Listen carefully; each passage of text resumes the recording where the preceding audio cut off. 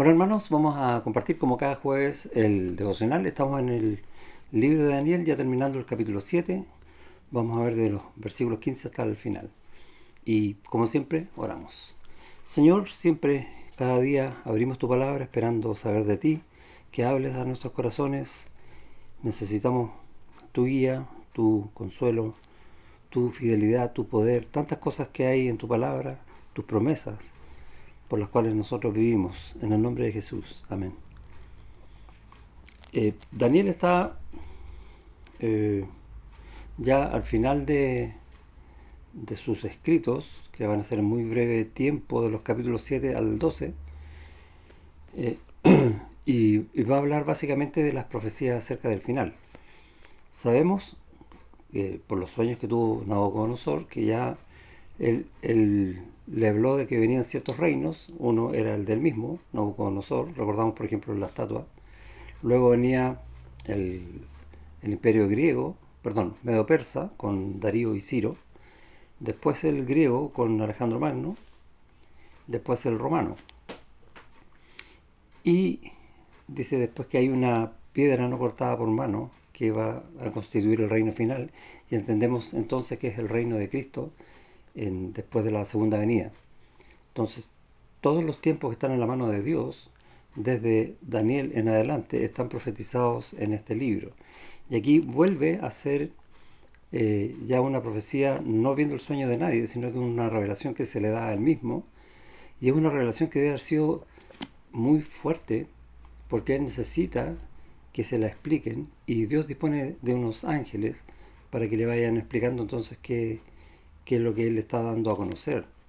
Y aparece Dios, como esta figura de anciano de días, aunque sabemos que Dios es espíritu, que va a mostrar cómo va a darle el trono a su hijo, hablando del reino que le da a los hijos del Altísimo, de la segunda venida.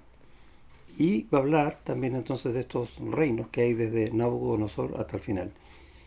Y leemos, por ejemplo, en el versículo 17, dice: estas cuatro grandes bestias son cuatro reyes que se levantarán en la tierra, y son los que nombré recién, ¿cierto? Nabucodonosor, Ciro, o Darío si quieres, de los medo persas, luego Alejandro Magno, y el cuarto está como indefinido, pero aparece un cuerno pequeño más adelante, y ese cuarto está hablando del anticristo. Entonces, en ese sentido, ahora la profecía va a cambiar un poco respecto de las anteriores, porque aparece este personaje, el anticristo.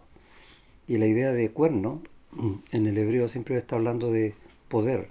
Va a aparecer alguien que tiene poder más que los otros reyes. De hecho, va a vencer a algunos reyes, según lo que dice el texto.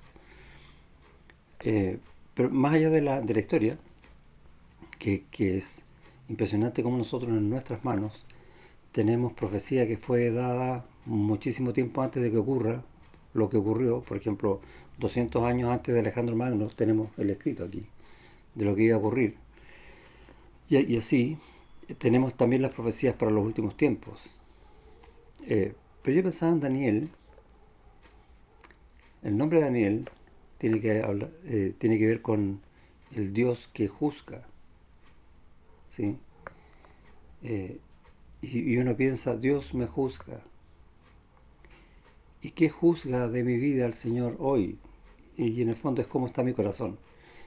Y ese tema es el que yo veo aquí en Daniel. En el versículo 15 dice: se me turbó el espíritu a mí, Daniel, en medio de mi cuerpo, y las visiones de mi cabeza me asombraron. El- las visiones, el final tiene un final victorioso. Entonces uno podría decir, debería estar contento. ¿Qué es lo que muchos de nosotros pensamos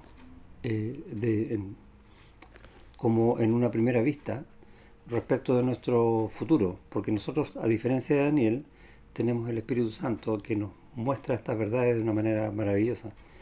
Y, y nos alegramos entonces de que tenemos esta esperanza en Cristo para siempre. Pero él queda como turbado. ¿Por qué? Pongámonos en los zapatos de Daniel. Él está viviendo en un lugar pagano donde todo lo que se hace es contra Dios, y recibe de parte de Dios esta visión de que a pesar de todo, el triunfo va a ser grandioso al final de los tiempos.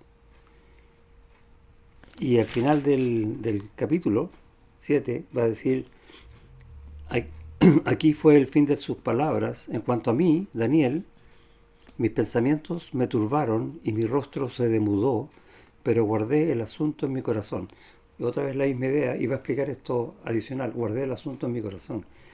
Y esta verdad de Dios, estas promesas de Dios, aunque no toquen necesariamente la vida de Él, el tiempo de Él, lo alegran en un sentido, pero también le dan tristeza porque va a haber mucho juicio mientras tanto. Y eso le duele en su corazón, como vemos, por ejemplo, a Pablo en Romanos 9, el dolor que él tiene porque los israelitas rechazaron al Mesías. Y un poco esta misma idea. Y si Dios me juzga, volviendo al nombre, ¿no? de Daniel, pensándolo hoy día en mí o en ti, este tiempo que estamos viviendo, ¿cuánto más debemos aprovecharlo para predicar la palabra de Dios a otros? Pero no tan solo como palabras, sino que con este corazón que vemos en Daniel acerca de las verdades de Dios viviendo en nosotros, guardando estos asuntos en nuestros corazones para que sean notorios a otros que la verdad de Dios va a ser, vale la redundancia, verdadera, y lo digo con esa intención, para que nosotros, todo nuestro ser, se disponga delante de Dios ante su verdad y no vivir de otra manera porque nosotros vivimos en Él, como Daniel lo está mostrando. O sea, más allá de los reyes y todo esto que va a pasar, yo veo en este texto ese corazón que se somete al Señor, que se humilla delante de Dios, porque lo que Dios va a hacer es soberano. Y lo que Dios va a ser grandioso. Y va a tocar muchas vidas para gloria, pero también muchas vidas para destrucción. ¿Y cómo me va a usar a mí en esto? Y es la pregunta que yo me hago hoy día y quiero compartir contigo. Es, ¿cuánto de todo lo que Dios me ha dado, incluyendo su palabra, puedo yo dar a otro, mostrar a otro, enseñar a otro, vivir delante de otros?